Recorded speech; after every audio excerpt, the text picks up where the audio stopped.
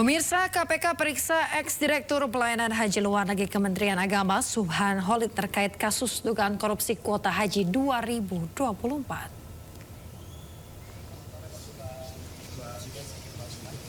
Subhan keluar dari gedung Merah Putih KPK sekitar pukul 14.33 waktu Indonesia Barat.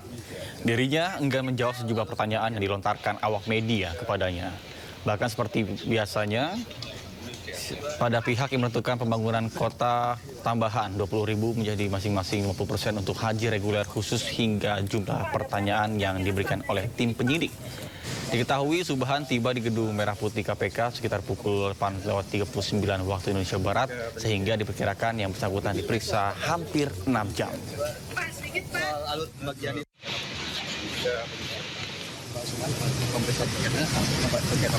Nanti ke penyidik aja.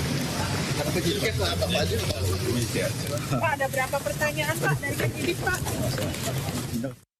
Pemirsa, anggota Dewan semestinya ini menjadi contoh, tapi tidak dengan Mustafa Yasin. Anggota DPRD Gorontalo ini ditetapkan sebagai tersangka penipuan jemaah haji furoda. Bahkan tidak tanggung-tanggung Yasmin, dirinya ini sudah menipu sebanyak 62 jemaah haji dengan total kerugian mencapai 2,54 miliar rupiah.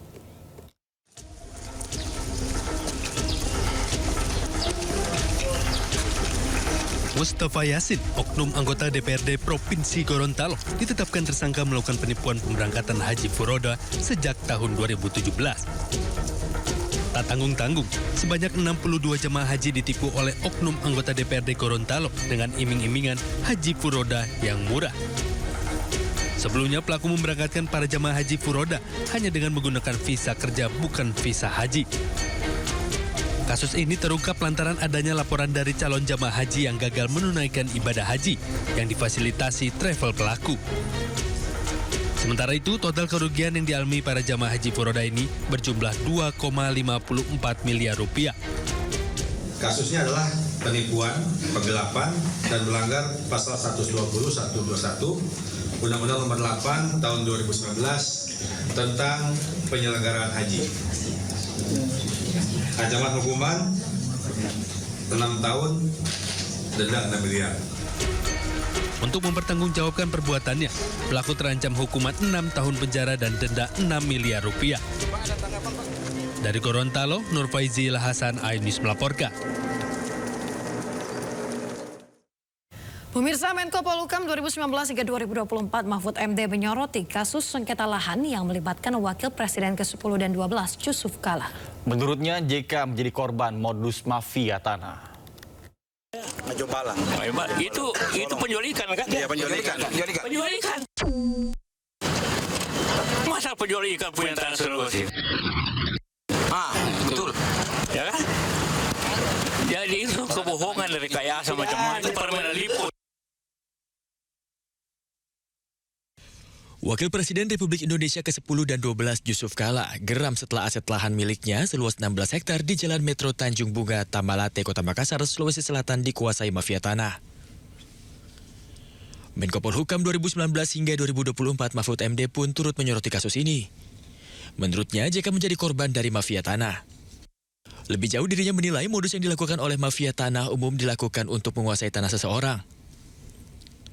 Dalam hal ini, Mahfud juga menilai para mafia tanah seringkali bermain dengan oknum BPN dan oknum aparat untuk melakukan pemalsuan sertifikat. Apa yang terjadi Pak JK ini adalah modus yang umum dilakukan oleh penggarung atau oleh mafia tanah. Mengambil tanah orang atau tanah negara dengan cara memalsu sertifikat dulu atau memaksa ada sertifikat lain, lalu yang punya, yang asli itu disuruh gugat ke pengadilan.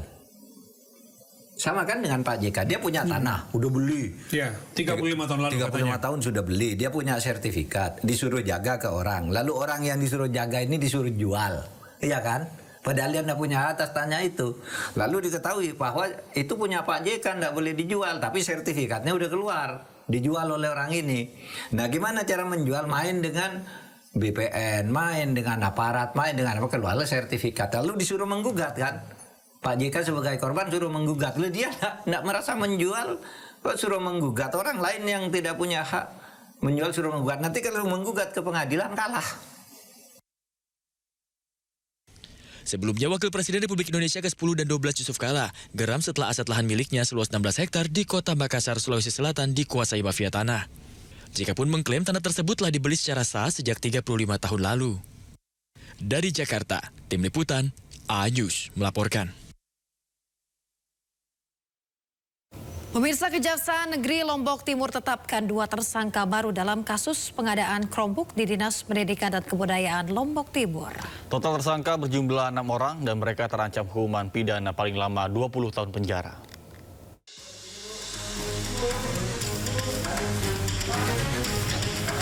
Dua tersangka baru ini merupakan Direktur PT Temprina Media Grafika dan Direktur PT Dinamika Indomedia selaku penyedia proyek Chromebook. Penetapan 2 tersangka ini menambah jumlah tersangka kasus ini menjadi 6 orang. Sebelumnya Kejaksaan telah menahan 4 tersangka. Para tersangka diduga bersekongkol mengatur pemenangan penyedia Chromebook. Hal ini merugikan keuangan negara senilai 9,2 miliar rupiah. Perannya yaitu bersama-sama sejak awal telah melakukan pengaturan pemenang penyedia pengadaan peralatan TIK yang akan ditunjuk melalui katalog elektronik. Proyek Chromebook Dinas Pendidikan dan Kebudayaan Lombok Timur ini menelan anggaran 32,4 miliar rupiah. Kini ke-6 tersangka dijerat Undang-Undang Tindak Pidana Korupsi dengan ancaman pidana paling lama 20 tahun penjara. Dari Lombok Timur, Ramli Nurawang, iNews melaporkan.